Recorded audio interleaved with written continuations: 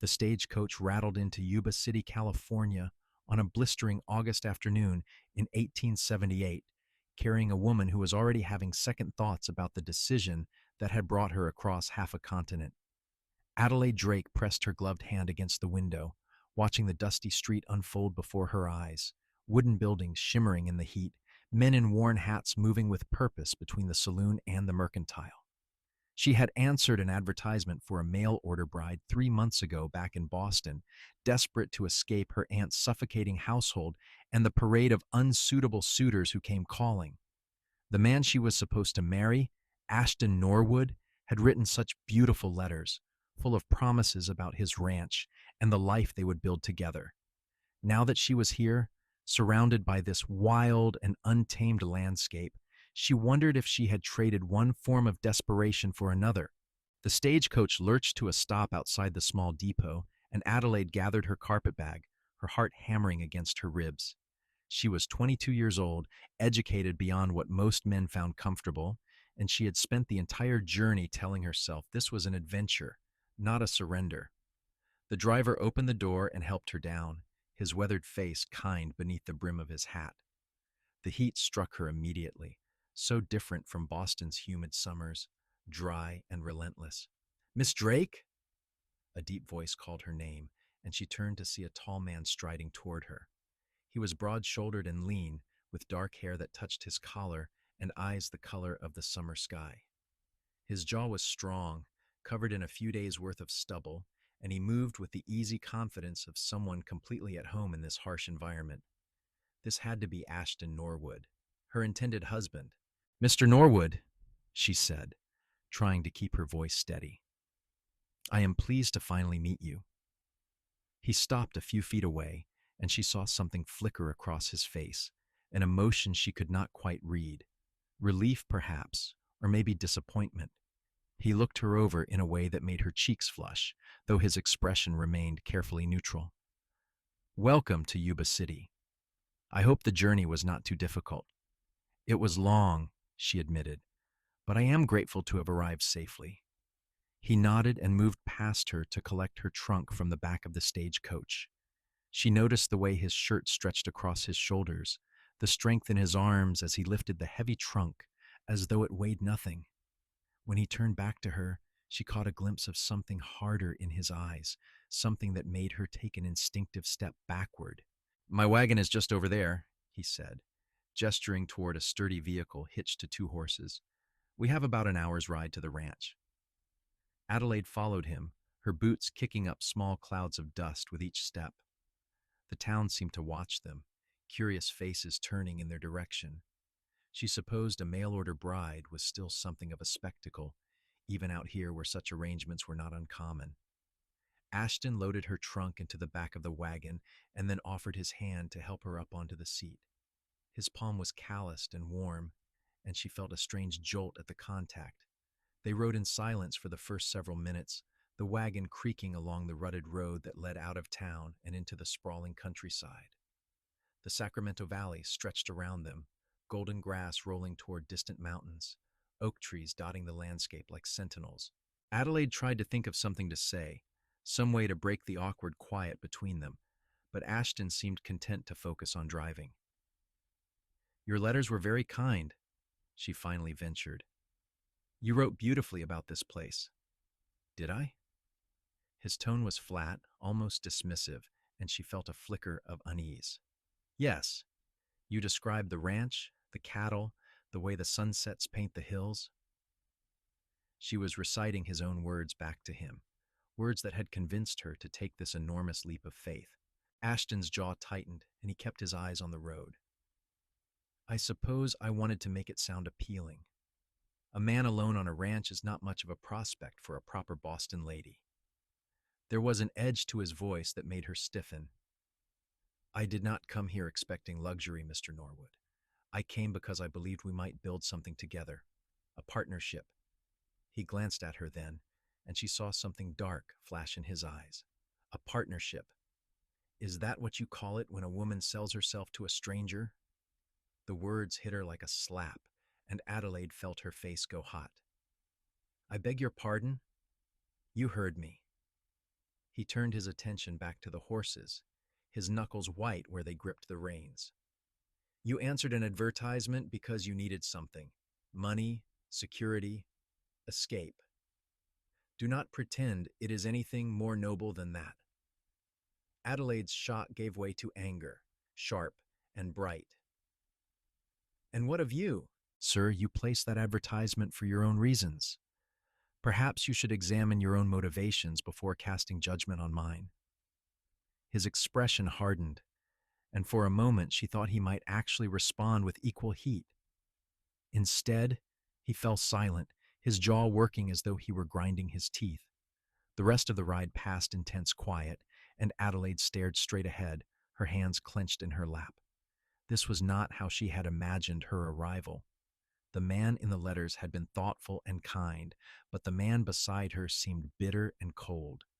The ranch came into view as they crested a low hill. It was more substantial than she had expected, a two-story house with a wide porch, several outbuildings and corrals that held horses and cattle. Everything looked well maintained, and she could see a few ranch hands working near one of the barns. Despite her anger, she felt a small measure of relief. At least he had not lied about the ranch itself. Ashton brought the wagon to a stop in front of the house and jumped down without offering to help her. Adelaide climbed down on her own, smoothing her skirts and lifting her chin. If he wanted to be rude, she would simply ignore him. "I will show you to your room," he said curtly, hauling her trunk out of the wagon. "We can discuss the arrangements for the wedding later." "Arrangements?" she repeated, following him up the porch steps. "I assumed we would marry soon, as was agreed in your letters." He pushed open the front door and set her trunk down in the hallway. The interior of the house was surprisingly neat, with polished wooden floors and simple but sturdy furniture. "Things change," he said. "I need time to think about whether this is really what I want." Adelaide felt as though the ground had shifted beneath her feet. "Whether this is what you want? You brought me all the way from Boston, and now you are uncertain?" "I said I need time to think." His voice had risen slightly, and she saw a muscle jump in his jaw. "Is that too much to ask?" "It is too much when you have given me no reason for this sudden change of heart," she shot back. "What happened between the letters and my arrival?" Ashton turned away from her, his hands clenching into fists at his sides. For a moment she thought he might actually tell her, but then he seemed to regain control of himself. "Your room is upstairs, second door on the right. I will have one of the men bring up some water so you can wash.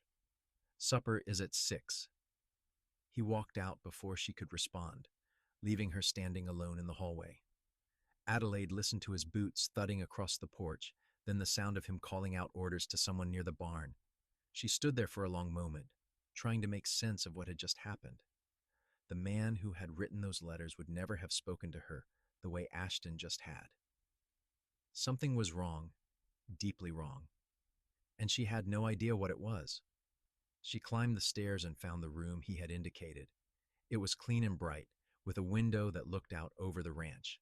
A simple bed stood against one wall, a washstand against another. She set her carpetbag on the bed and sank down beside it, suddenly exhausted. The journey had been long, and now she had arrived to find her prospective husband cold and hostile. She had given up everything to come here, burned her bridges in Boston, and now she was trapped. No, not trapped, she told herself firmly. She had survived worse than this. She would simply have to figure out what was happening and decide her next move. If Ashton Norwood did not want to marry her, she would find another way to make a life for herself. She refused to be at the mercy of any man, especially one who could turn so quickly from kind words to cruel ones. A knock at the door interrupted her thoughts. She opened it to find a young man standing there with a pitcher of water. He was maybe 18 or 19, with sandy hair and a friendly face. "Madam, Mr. Norwood said you might want this." "Thank you," she said, taking the pitcher. "What is your name?" "Tommy, madam. I work here on the ranch." "It is nice to meet you, Tommy. I am Adelaide Drake." He nodded, looking a bit shy. "We heard you were coming. It is nice to have a lady at the ranch." "Is Mr. Norwood always so She paused, searching for the right word. Reserved? Tommy's expression became carefully neutral. He has had a lot on his mind lately, madam, but he is a good man, I promise you that. Best boss I ever worked for. She wanted to ask more, but Tommy was already backing away, clearly uncomfortable with the direction of the conversation. Supper is at 6, madam. Cook makes a fine stew. After he left, Adelaide washed her face and hands, trying to scrub away the dust and weariness of travel. She changed into a fresh dress, something simpler than the traveling outfit she had worn on the stagecoach, and brushed out her dark hair before pinning it back up. When she looked at herself in the small mirror above the washstand, she saw a woman who looked far more composed than she felt. At 6 o'clock, she made her way downstairs, following the sound of voices to a large dining room. Ashton was already seated at the head of a long table, and 3 ranch hands occupied chairs on one side. They all stood when she entered, and she saw surprise and appreciation flicker across their weathered faces. "Madam," one of them said, nodding respectfully. He was older than the others, maybe 50, with gray streaking his dark hair. "I am Frank, the foreman here. This is Miguel, and you already met Tommy." "It is a pleasure to meet all of you," Adelaide said, taking a seat across from them. Ashton remained silent at the head of the table, his expression unreadable. An older woman emerged from what Adelaide assumed was the kitchen, carrying a steaming pot of stew. She was plump and gray-haired, with a kind face that crinkled when she smiled. "Well now, you must be the bride everyone has been talking about. I am Martha, and I cook and keep house here." "Adelaide," she said, returning the smile. "That smells wonderful.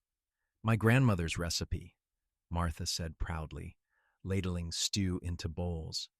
"Welcome to the ranch, dear. I am sure you will be very happy here." Adelaide was not so sure, but she nodded politely.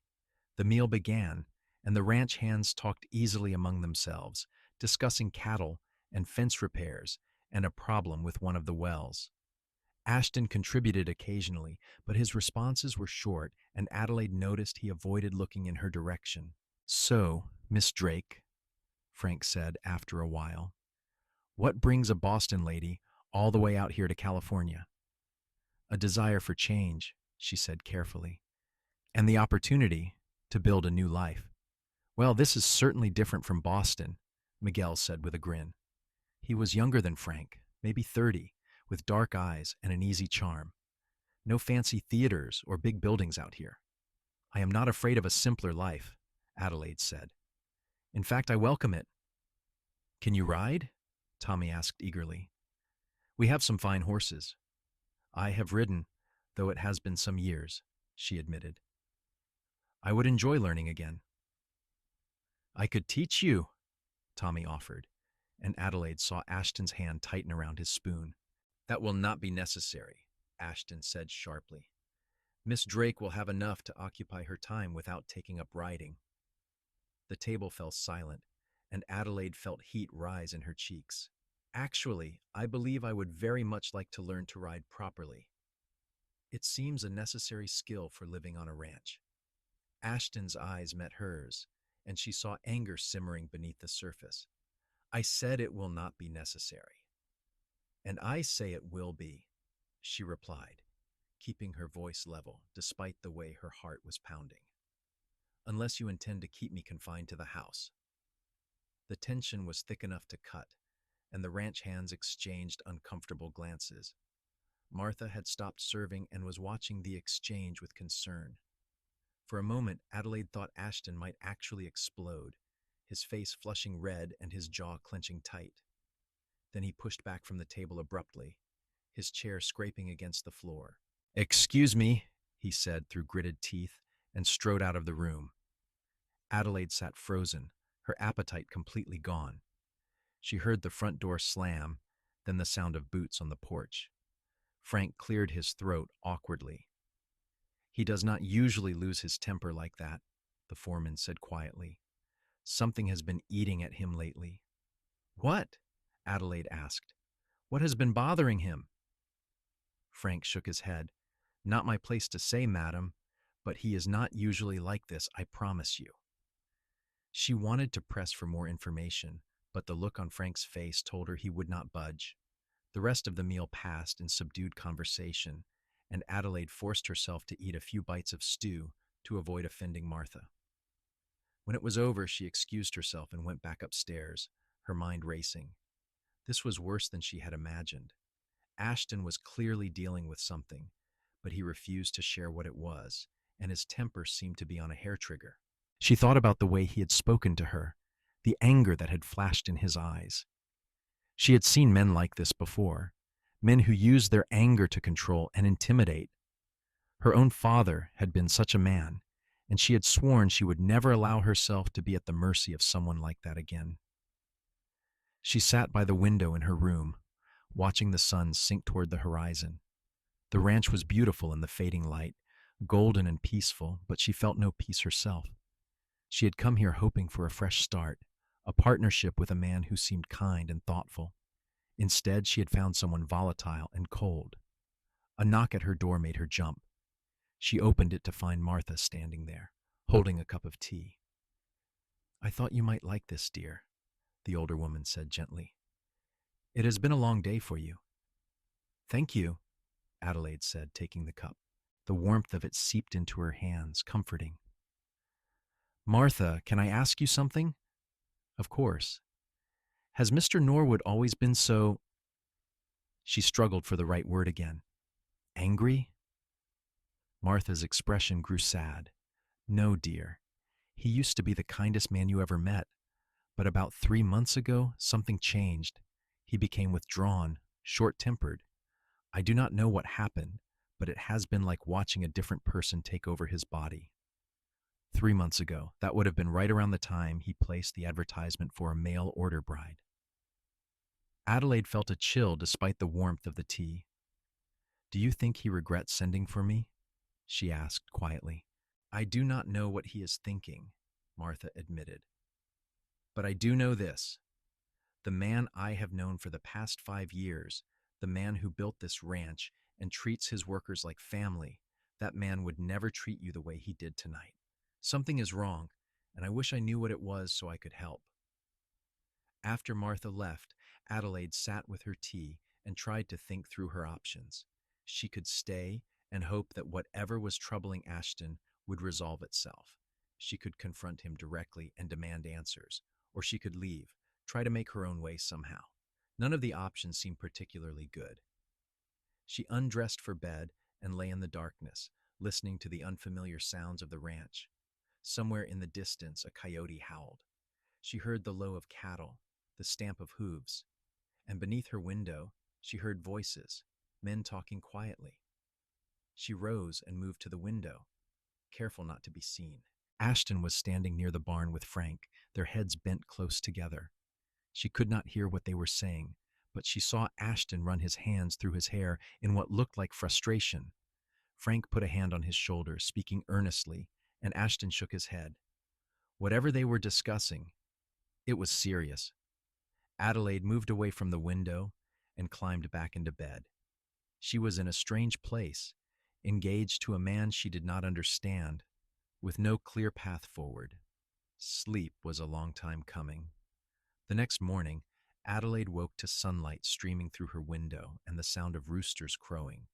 She dressed quickly in a simple cotton dress and made her way downstairs, following the smell of coffee and bacon. Martha was in the kitchen and she greeted Adelaide with a warm smile. "Good morning, dear. I hope you slept well." "Well enough," Adelaide lied. "May I help with breakfast?" "Oh, that would be lovely. Could you set the table?" Adelaide set about the task, finding plates and silverware and laying them out in the dining room. As she worked, she heard the front door open and close, then Ashton's voice in the hallway. Her stomach tightened, but she kept her focus on the table. He appeared in the doorway, hat in hand, looking tired. There were dark circles under his eyes, and his hair was damp, as though he had dunked his head in water to wake himself up. He stopped when he saw her, and for a moment, neither of them spoke. "Good morning," she said finally, keeping her tone neutral. "Morning," he replied. He set his hat on a side table and moved toward the kitchen. Martha, is there coffee? Coming right up, Martha called back. Adelaide finished setting the table and then stood there awkwardly, unsure whether to stay or go. Ashton returned with a cup of coffee and sank into a chair, rubbing his eyes with one hand. About last night, he said abruptly. I was out of line. She sat down across from him, surprised by the apology. You were. I know. He looked at her then, and she saw something raw in his expression. I should not have spoken to you that way, or left the table like that. Why did you? She asked quietly. What is wrong, Ashton? If we are to have any chance of making this work, I need to understand. He was silent for a long moment, staring into his coffee. Just when she thought he would not answer, he spoke. My brother died 3 months ago. Adelaide felt her breath catch. Oh, Ashton, I am so sorry. He was shot during a robbery in Sacramento. Wrong place, wrong time. His voice was flat, emotionless, but she could see the pain in his eyes. We were close. He was younger than me, only 25. He had his whole life ahead of him. I cannot imagine what that must be like, she said softly. The worst part is I was supposed to be with him that day. We had planned to go to Sacramento together to buy some new stock, but I stayed behind to deal with a problem here on the ranch, and he went alone. Ashton's hands tightened around his coffee cup. If I had been there, maybe I could have done something. Maybe he would still be alive. Or maybe you would both be dead, Adelaide said gently. You cannot know what would have happened. I know I was not there when he needed me. He set down his cup and looked at her directly. After he died, I did not know what to do with myself. The ranch felt empty. Everything felt empty. Frank suggested I might feel better with a wife, someone to share the burden. So I placed the advertisement, wrote those letters, and then you actually responded, and suddenly it became real. I panicked. I do not know if I am ready for this. For you. I do not know if I can be the kind of husband you deserve. Adelaide absorbed this. Understanding, dawning. So when I arrived, you were already regretting your decision. Not regretting exactly, he said. Just scared. And I handled it badly. I am sorry, Adelaide. You came all this way in good faith, and I have been nothing but cold to you. She wanted to be angry with him, but she found she could not. His grief was real and raw, and she knew what it was like to lose someone. Her own mother had died when she was 16, and the pain of it still ached in quiet moments. I appreciate your honesty, she said, and I am truly sorry about your brother. But Ashton, if you are not ready to marry, then we should not go forward with this. He looked stricken. Where would you go? I do not know, she admitted, but I will figure something out. I am not without resources. You cannot go back to Boston, he said. You wrote that you had nothing to return to. Then I will make a life here in California. I can work, I am educated, I will find a way. Ashton shook his head slowly. I do not want you to leave. I just need time to work through this grief to figure out if I can be the man you need. How much time? She asked. I do not know. A few weeks, maybe more. Adelaide considered this. A few weeks was not unreasonable, and she had nowhere else to go at the moment, but she also knew she could not stay in a house where she was not wanted, walking on eggshells around a man who might explode at any moment. I will make you a proposal, she said. I will stay for 1 month. During that time, we will get to know each other properly, as friends, if not as engaged couple. You can work through your grief, and I can decide if this is truly where I want to be. At the end of the month, we will both make a decision about whether to move forward with the marriage. He looked at her with something like respect. That seems fair.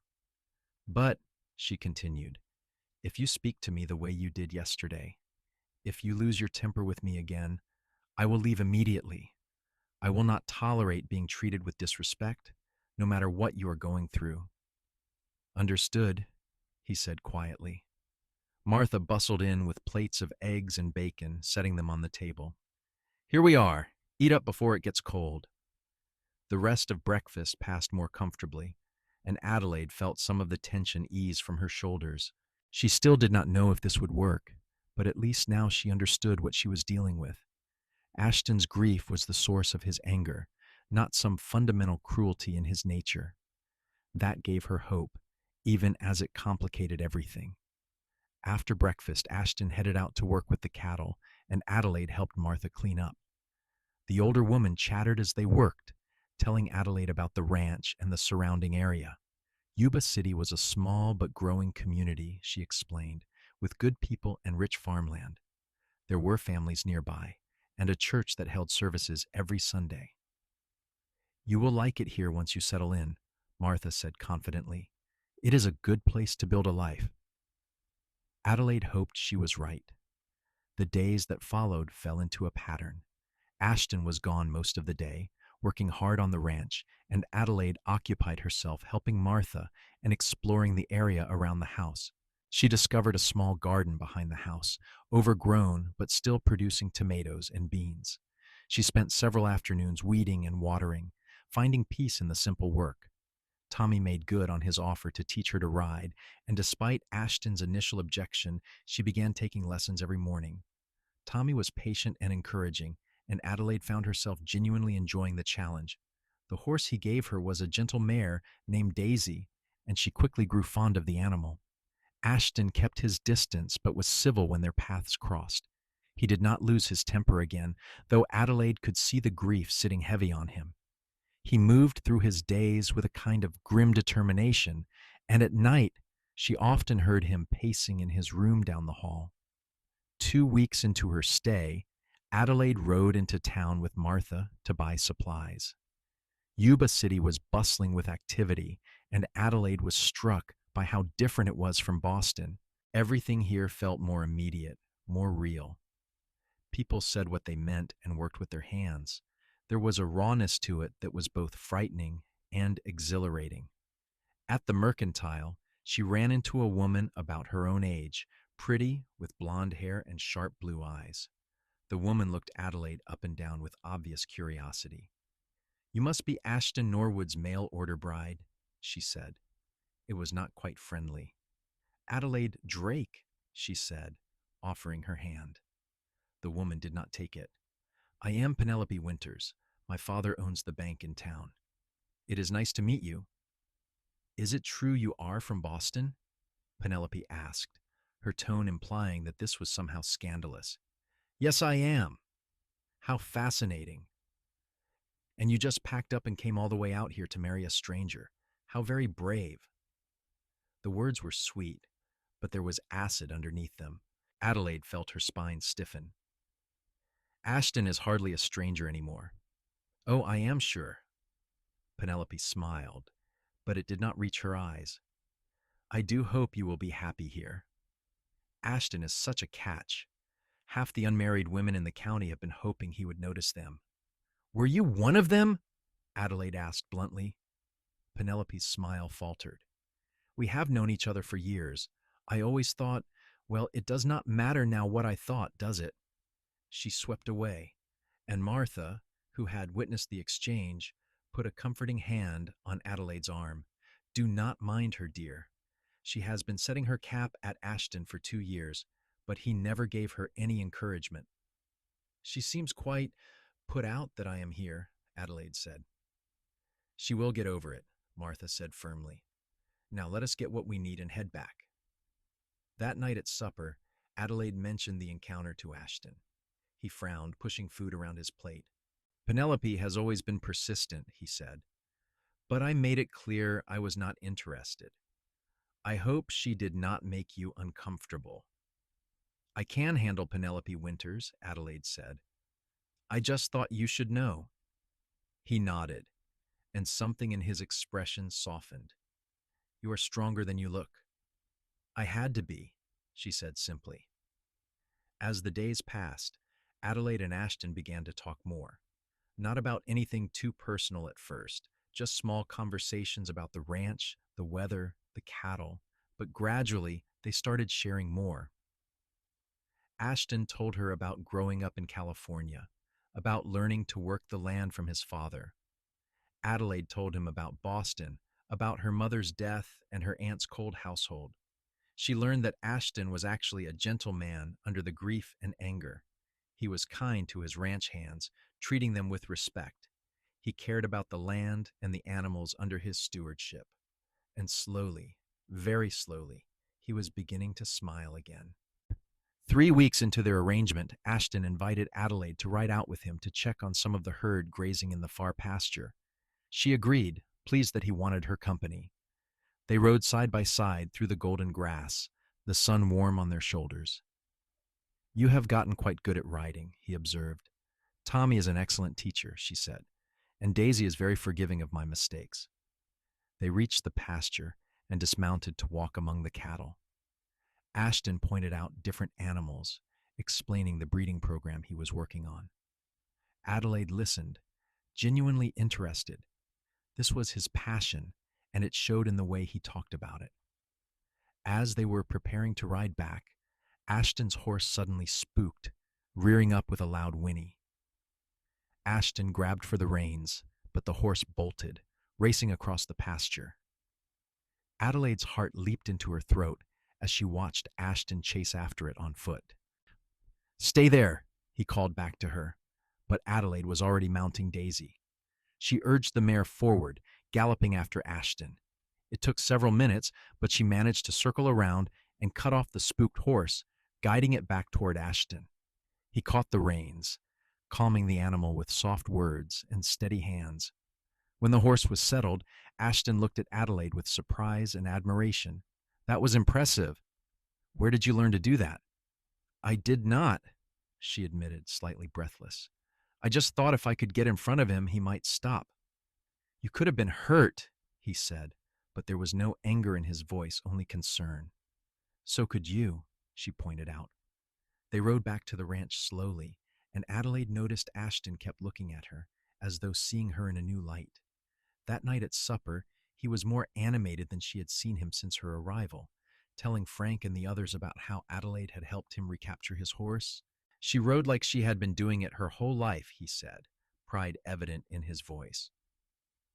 Adelaide felt her cheeks warm at the compliment. This felt like a turning point, a shift in the dynamic between them. For the first time since arriving, she allowed herself to hope that this might actually work. But the next day, everything fell apart. Adelaide was in the garden, harvesting vegetables for Martha, when she heard raised voices from the barn. She straightened, listening. One of the voices was clearly Ashton, and he sounded furious. The other voice she did not recognize. Curious and concerned, she set down her basket and walked toward the barn. As she got closer, she could make out the words. "You had no right to sell that land without consulting me," Ashton was shouting. "That was our land, mine and my brother's. You cannot just make decisions like that on your own." "I am the executor of his estate," a man's voice replied, cold and formal. "I have every right to make decisions about his property. The land was not generating income, and the offer was generous." "I do not care about the money," Ashton yelled. "That land mattered to us. We had plans for it." "Your brother is dead, Ashton. Those plans died with him." Adelaide heard a crash, then the sound of wood splintering. She ran the last few steps and burst into the barn to find Ashton standing over an overturned barrel, his chest heaving, his fists clenched. A well-dressed man in a suit stood on the other side of the barn, brushing dust from his jacket. "Ashton," Adelaide said urgently, and both men turned to look at her. Ashton's face was flushed with rage, his eyes wild. He looked at her, and for a moment she saw something dangerous in his expression. It reminded her sharply of her father, of the way he had looked before he struck her mother. "Get out!" Ashton said, his voice low and threatening. "Ashton, please," she said, taking a step back. "I said get out," he roared, and she saw him grab another barrel, lifting it as though he might throw it. Adelaide ran. She fled the barn, her heart hammering in her chest, terror coursing through her veins. She had seen this before. She had lived through this before, and she would not stay to see if Ashton would actually hurt her. She ran to the house, up the stairs, and began shoving her belongings into her carpet bag with shaking hands. Martha appeared in the doorway. "Adelaide, dear, what is wrong?" "I have to leave," Adelaide said, her voice breaking. "I cannot stay here." "What happened?" "Ashton, he lost his temper. He was so angry, I thought he might." She could not finish the sentence. Martha's expression filled with understanding and sadness. "Oh, sweetheart, did he hurt you?" "No, but I cannot take that risk. I have seen what men like that are capable of." "I have to go." "Where will you go?" "I do not know. Town, I suppose. I will figure something out." She finished packing and hurried downstairs, intending to ask Martha if she could borrow the wagon. But as she reached the front door, it opened, and Ashton stood there. Adelaide froze, her bag clutched in front of her like a shield. Ashton looked at her, then at the bag, and his expression crumbled. "You're leaving," he said quietly. "Yes." Her voice was steadier than she felt. "Because of what just happened. I will not stay with a man who cannot control his temper," she said. "I have seen where that leads, and I will not put myself in that position." "Adelaide, I would never hurt you," he said, and there was pain in his voice. "You said yourself you do not know what kind of husband you can be," she replied, "and I just saw you lose control completely. I cannot trust that you would not lose it with me someday. Please do not go," he said, and she was shocked to see tears in his eyes. "I know I scared you. I know I have been terrible, but I swear to you I would never, ever lay a hand on you in anger. You have to believe me." "I want to," she said, "but I cannot. I am sorry, Ashton." She tried to move past him, but he stepped into her path, not threatening, just blocking her way. "Wait, please, just wait. Let me explain." "Explain what?" "That you destroyed property in a fit of rage? That you screamed at me to get out?" Her own anger was rising now. "There is nothing to explain. I saw what I saw." "That man in the barn was my brother's lawyer," Ashton said urgently. "He sold land that belonged to my brother, land that we were supposed to develop together. He did it without asking me, without considering what it meant. And I lost my temper because I have already lost so much, and now I am losing the last piece of my brother that remained." Adelaide's anger faltered slightly, but she held firm. "I understand you are grieving. But that does not excuse violence, even if it was just aimed at a barrel." "You are right," he said, "it does not. And I am ashamed of how I acted, but Adelaide, I need you to understand something." He took a breath, and when he spoke again, his voice was raw with emotion. "My father was a violent man. He hit my mother. He hit us when we were children. I swore when I was 10 years old that I would never be like him. I have kept that promise my entire life. I have never struck another person in anger, and I never will. Especially not a woman. Especially not you." Adelaide stared at him, seeing the truth in his eyes. He was not making excuses. He was laying his soul bare. "How do I know you mean that?" "You do not," he said simply. "You have to decide whether to trust me. And I know I have not given you much reason to, but I am asking you, please, give me one more chance. Let me prove to you that I am not that man." She wanted to believe him. Despite everything, despite her fear, she wanted to believe that the man who wrote those beautiful letters, who was kind to his ranch hands and gentle with his horses, was the real Ashton. But she had been wrong about people before. "I need time to think," she said finally. "Take all the time you need," he said, stepping aside. "But please think about it here. Stay at least for tonight.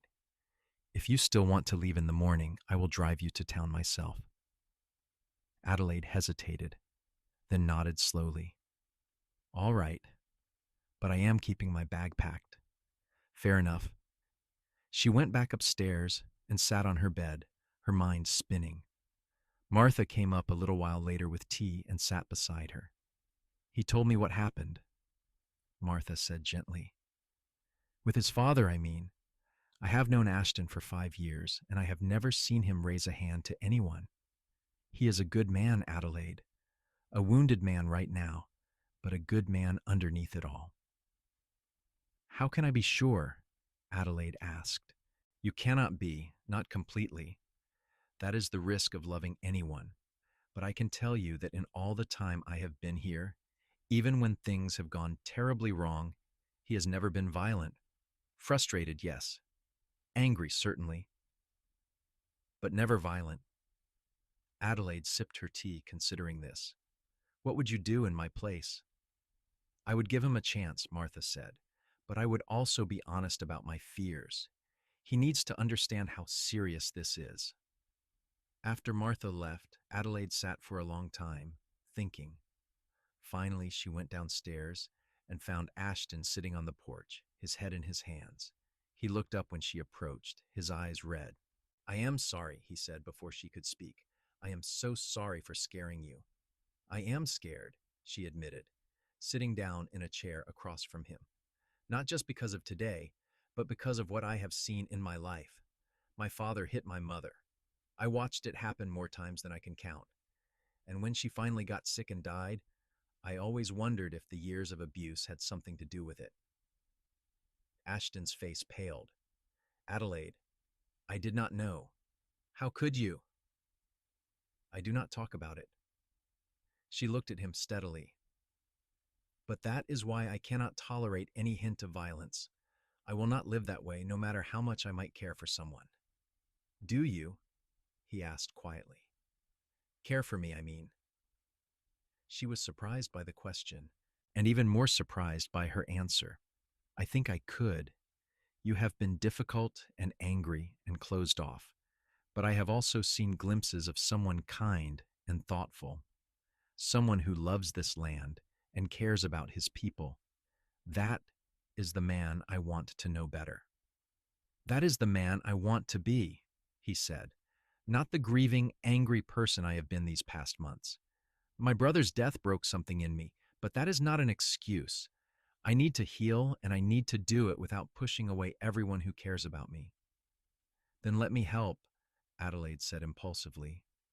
"Let me be here for you, as a friend if not yet as a wife. But you have to promise me that you will work on controlling your temper, not just for me, but for yourself." He nodded, solemn. "I promise. And if I ever make you feel unsafe, I want you to leave. No questions asked, no trying to stop you. Your safety is more important than my feelings." Adelaide felt something loosen in her chest. This was what she needed to hear. Not platitudes or empty promises, but a real commitment to change. She reached across the space between them and took his hand. His fingers closed around hers, warm and strong. "All right," she said. "We will try this again. But Ashton, I need you to talk to me. When you are angry or upset, tell me. Do not bottle it up until you explode." "I will," he said. "I promise." They sat together on the porch as the sun set, their hands still joined. It was not forgiveness, not yet, but it was a beginning. And for now, that was enough. The next few days were different. Ashton made a visible effort to be open with Adelaide, to share what he was feeling, rather than letting it build up inside. He told her about his brother, about the memories they had shared and the dreams that would never come true. She listened, offering comfort when he needed it and space when he did not. In turn, Adelaide opened up about her own past, about the fear she had lived with in her father's house, and the relief she felt when he finally drank himself to death. It was hard to talk about, but Ashton listened without judgment, and she felt lighter for having shared it. They began spending more time together, riding out to check on the cattle or walking through the ranch in the evenings. Ashton taught her about the land, pointing out the native plants and the best places to find water. Adelaide shared stories about Boston, about the books she loved and the plays she had seen. Slowly, a real friendship began to form between them, And with that friendship came something more, a warmth that grew each time their hands brushed or their eyes met across the dinner table. One evening, about a week after the barn incident, they were sitting by the small creek that ran through the property. The water burbled over stones, and the air was cool and sweet. Ashton had been quiet for a while, and Adelaide glanced over to find him watching her. "What?" she asked, suddenly self-conscious. "I was just thinking about how glad I am that you stayed," he said. "After I scared you, I thought for sure you would leave and never look back. I would not have blamed you." "I almost did," she admitted. "But something told me to give you another chance. I am glad I did." "So am I." He hesitated, then added, "I care about you, Adelaide, more than I expected to." Her heart skipped. "I care about you, too. I know we said we would take time to get to know each other before making any decisions about marriage," he continued. "But I want you to know I am not uncertain anymore. I know what I want." "What do you want?" she asked softly. "You," he said simply. "As my wife, as my partner. I want to build a life with you if you will have me." Adelaide felt tears prick her eyes. "Ashton, I want that too, but I need to know you are ready. I need to know you have worked through your grief enough that you will not take it out on me." "I will never be completely over losing my brother," he said honestly. "That pain will always be there. But I have learned I can carry it without letting it consume me. You have helped me see that, and I know now that he would want me to be happy, to move forward." "Then yes," she said, a smile breaking across her face. "I will marry you." He stood and pulled her to her feet, his hands cupping her face. "Are you sure?" "I am sure." He kissed her then, gentle and sweet, and Adelaide felt warmth flood through her. This was what she had come to California hoping to find. Not just a husband, but a true partner. Someone who would be honest with her, who would work beside her to build something good. They set a date for the wedding 3 weeks away, enough time to make arrangements and for Adelaide to have a proper dress made. Martha was thrilled and immediately began planning a celebration. The ranch hands congratulated them, and even crusty old Frank had moisture in his eyes when he shook Ashton's hand. The weeks leading up to the wedding were busy but happy. Adelaide threw herself into preparing for her new life as a ranch wife. She worked with Martha to learn more about cooking and preserving food.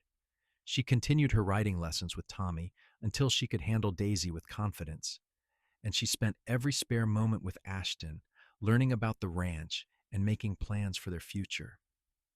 Ashton, for his part, seemed like a different man. The grief was still there, but it no longer controlled him. He smiled more, laughed more. He was patient and kind, and Adelaide fell more in love with him every day. One afternoon, they rode out together to a high meadow that overlooked the entire ranch.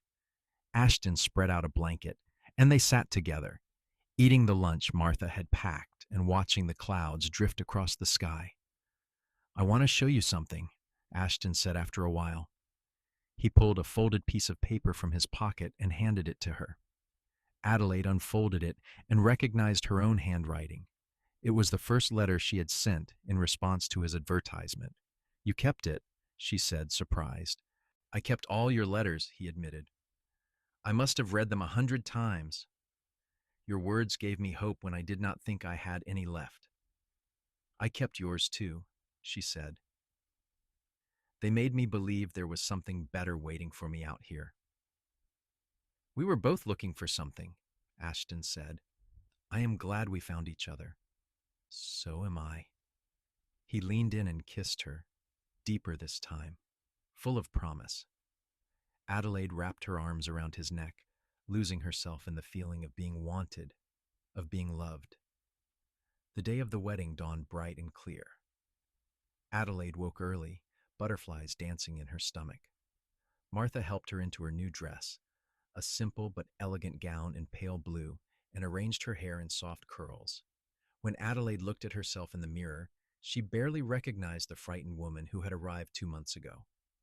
The ceremony was held at the small church in Yuba City, with the local preacher officiating, The pews were filled with ranch hands, townspeople, and neighbors who had come to celebrate. Adelaide walked down the aisle on Frank's arm, since she had no family of her own, and she felt tears prick her eyes when she saw Ashton waiting for her at the altar. He looked handsome in a new suit, his eyes shining as he watched her approach. They exchanged vows, promising to love and cherish each other through whatever life brought. When the preacher pronounced them husband and wife, Ashton kissed her with such tenderness that Adelaide forgot anyone else was there. The church erupted in applause, and they walked back down the aisle hand in hand, grinning like fools. The celebration afterward was held at the ranch, with tables set up in the yard and food enough to feed an army. There was music and dancing, and Adelaide found herself passed from partner to partner as everyone wanted to dance with the bride. But her eyes kept finding Ashton, who watched her with such love that it took her breath away. As the sun began to set, Ashton claimed her for a final dance. They moved slowly, wrapped in each other's arms, while their guests looked on with approving smiles. "Happy?" he asked, his lips close to her ear. "Happier than I ever thought possible," she replied. "Good, because I plan to spend the rest of my life making sure you stay that way." When the guests finally departed and the ranch was quiet, Ashton took Adelaide's hand and led her into the house. They went upstairs together, and he paused outside what had been his room. "Our room now," he said softly. Adelaide nodded, her heart racing. He opened the door, and she saw that he had prepared for this night. There were candles lit around the room, casting soft light, and fresh flowers on the dresser. It was thoughtful and romantic, and she loved him even more for it. He closed the door behind them and took her in his arms, kissing her slowly. Adelaide melted into him, letting go of the last of her fears and doubts. This was her husband, her partner, her love, and she knew with absolute certainty that she was exactly where she was meant to be. Their wedding night was tender and sweet, full of whispered words and gentle touches. Ashton was patient and careful, making sure Adelaide felt safe and loved. When she finally fell asleep in his arms, she had never felt more content. The next morning, Adelaide woke to sunshine streaming through the window and Ashton's arm draped across her waist. She turned to look at him, taking in the relaxed lines of his face as he slept. He looked younger this way, untroubled. She reached up and gently brushed a lock of hair from his forehead. His eyes opened, and he smiled at her. "Good morning, wife." "Good morning, husband." He pulled her closer and kissed her forehead. "How did you sleep?" "Wonderfully." They spent a lazy morning in bed, talking and laughing and learning each other in this new way. It was intimate and easy, and Adelaide realized this was what marriage was supposed to be, a partnership built on trust and affection, not fear and obligation. Eventually they dressed and went downstairs to find Martha had prepared a special breakfast. She beamed at them both, clearly delighted with how things had turned out. "You two look happy," she said with satisfaction. "We are," Ashton confirmed, reaching for Adelaide's hand across the table. Life settled into a comfortable rhythm after the wedding. Adelaide took on more responsibilities around the ranch, working alongside Ashton to manage the day-to-day operations. She discovered she had a knack for record keeping and began organizing the ranch accounts, something Ashton had always struggled with. He was grateful for her help and made sure she knew how much he valued her contributions. They continued to work through the lingering effects of his grief together. There were still hard days when Ashton would wake with tears on his face, missing his brother. But instead of lashing out or withdrawing, he would talk to Adelaide about it, and she would hold him and remind him that it was all right to feel sad. "Grief does not have a timeline," she told him one night as they lay in bed. "You are allowed to miss him for as long as you need to." "I know," he said, "but it helps having you here. You make the pain bearable." As autumn turned to winter, Adelaide discovered she was pregnant. She had suspected for a few weeks, but waited to be certain before telling Ashton. When she finally shared the news, his reaction was everything she could have hoped for. He picked her up and spun her around, laughing with pure joy. We are going to have a baby, he said wonderingly. Adelaide, we are going to be parents. Are you happy about it? She asked, though his expression left no doubt. Happy does not begin to cover it, he said. This is the best news I have ever received. He became even more attentive and protective, constantly making sure she was not overworking herself. Martha clucked over her like a mother hen, insisting she rest and eat enough for two. Adelaide found it all a bit overwhelming, but also deeply touching. She had never had people who cared about her this way, and it filled a hole in her heart she had not realized was there. As her pregnancy progressed, Ashton would talk to her growing belly, telling stories and singing songs. He speculated endlessly about whether they would have a son or a daughter, though he insisted he would be thrilled either way. As long as the baby is healthy and you are safe, he said one evening, his hand resting on her rounded stomach. That is all that matters to me. We will both be fine, she assured him, though she appreciated his concern. Winter gave way to spring, and Adelaide's due date drew closer. Ashton arranged for the doctor from town to be on call, and Martha prepared everything they might need. The ranch hands treated Adelaide like spun glass, insisting she rest while they took care of everything. On a warm May morning, Adelaide went into labor. Ashton was beside himself with worry, pacing the hallway outside their bedroom, while Martha and the doctor attended to her. The labor was long and difficult, and at one point Adelaide heard the doctor say something in a low, urgent tone that made her heart race. But Martha's calm presence and Ashton's face when he burst into the room, ignoring the doctor's protests, gave her the strength to keep going. Finally, as the sun was setting, their son was born. He came into the world screaming lustily, his tiny fists waving, and Adelaide burst into tears of relief and joy. The doctor placed the baby in her arms, and she looked down at the red-faced, wrinkled little creature in wonder. Ashton stood beside the bed, staring at his son with an expression of pure awe. He is perfect, he whispered. He is, Adelaide agreed. They named him Samuel, after Ashton's brother. It was a way of honoring the man who had been so important to Ashton, of keeping his memory alive.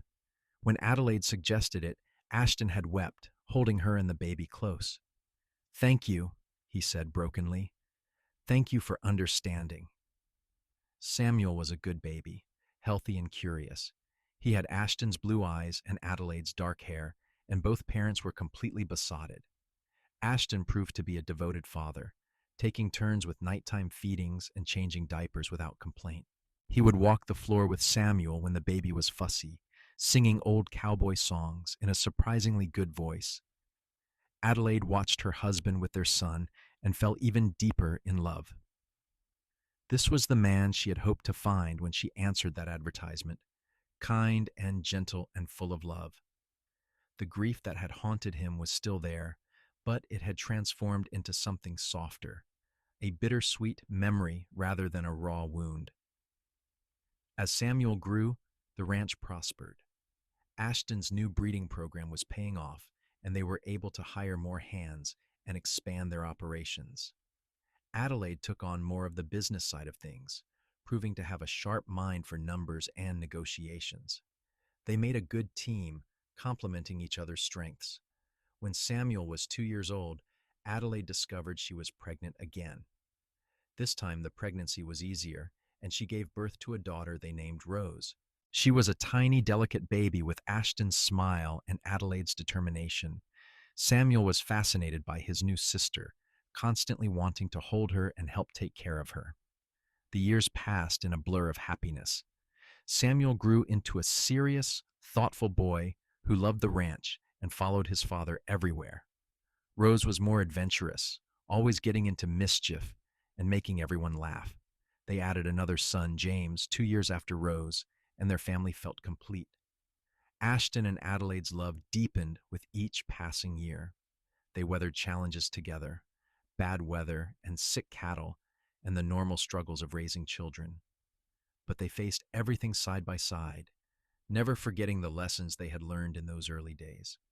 On their 10th wedding anniversary, Ashton surprised Adelaide with a picnic in the meadow where he had first told her he loved her. They left the children with Martha and spent the afternoon alone, reminiscing about how far they had come. "Do you ever regret answering my advertisement?" Ashton asked, pouring her a glass of wine.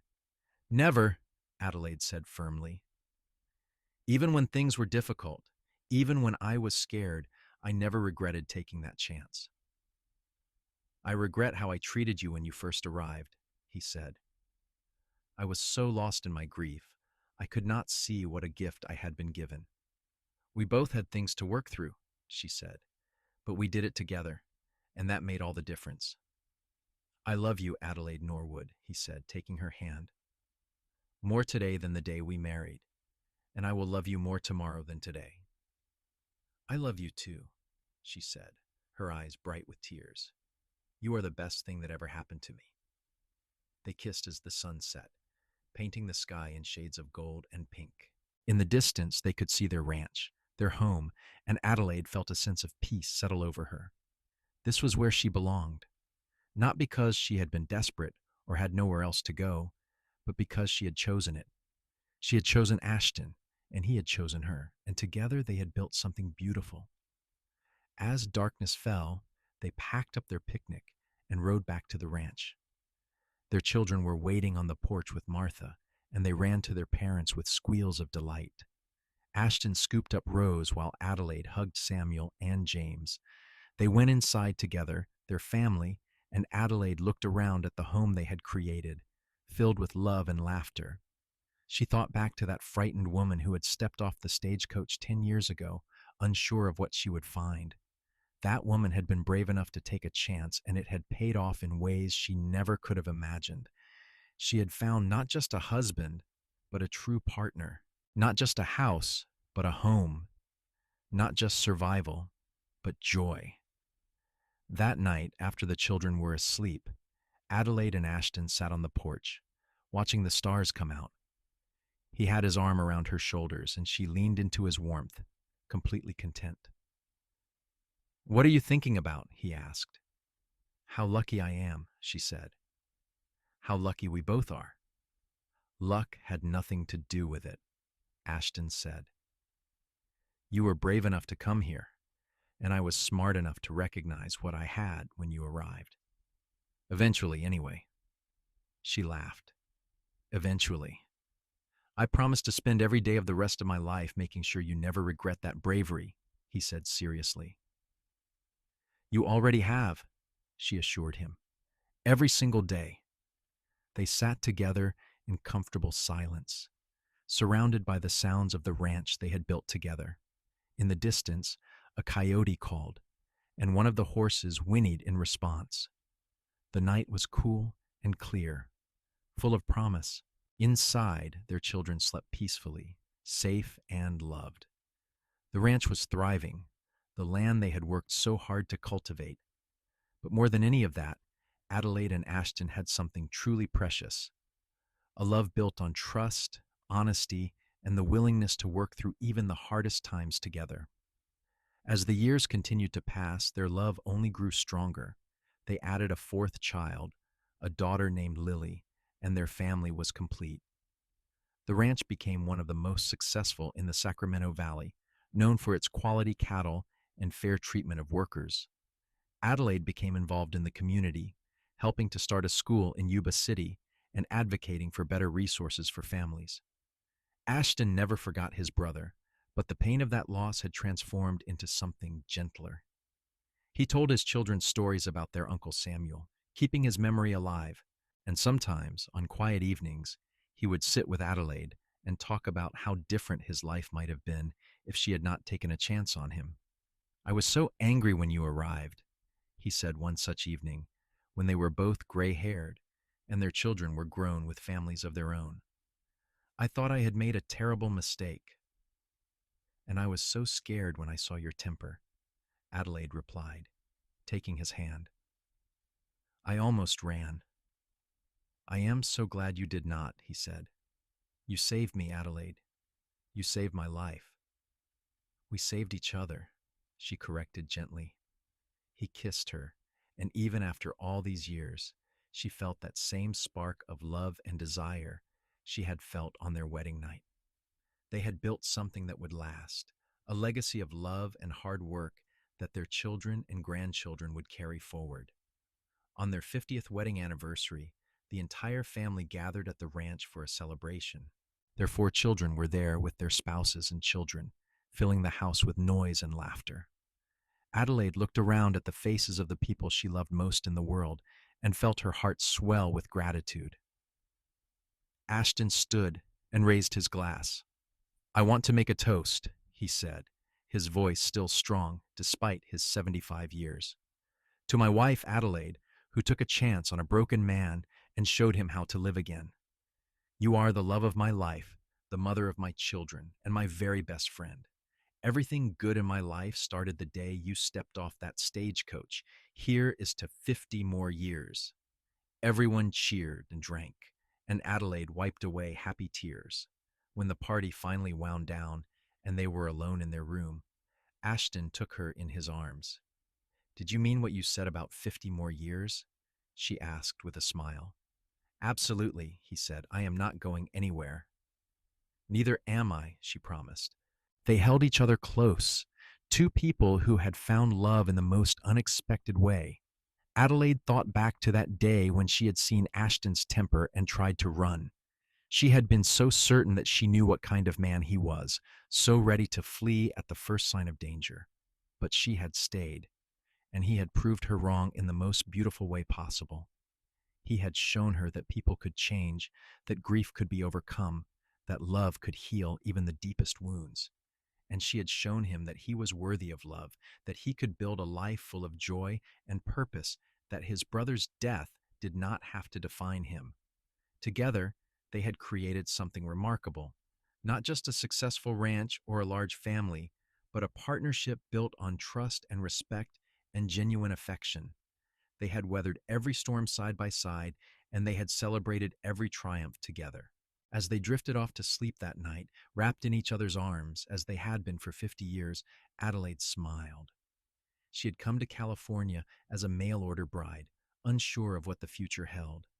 She had stayed because a cowboy had proved he was different, that he was worth the risk, and she had found in the end that sometimes the biggest risks brought the greatest rewards. Their love story had not been easy or simple, but it had been real and true and lasting. And that, Adelaide thought as sleep claimed her, was more than she ever could have hoped for when she stepped off that stagecoach so many years ago. The legacy they built together continued long after they were gone. Their children passed down the stories of how their parents met, of the early struggles and the love that had conquered all obstacles. The ranch remained in the family for generations, a testament to the life that Adelaide and Ashton had built together. And in Yuba City, people still told the story of the mail order bride who almost ran away, and the cowboy who proved that love, patience, and commitment could overcome even the darkest times. It became a reminder that first impressions are not always accurate, that people deserve second chances, and that the strongest love is often forged in the fires of adversity. Adelaide and Ashton Norwood had started with almost nothing, just two broken people reaching out for hope. But they had built something that lasted, something that mattered. They had built a life, a family, and a love that transcended time. And in the end, that was the greatest achievement of all.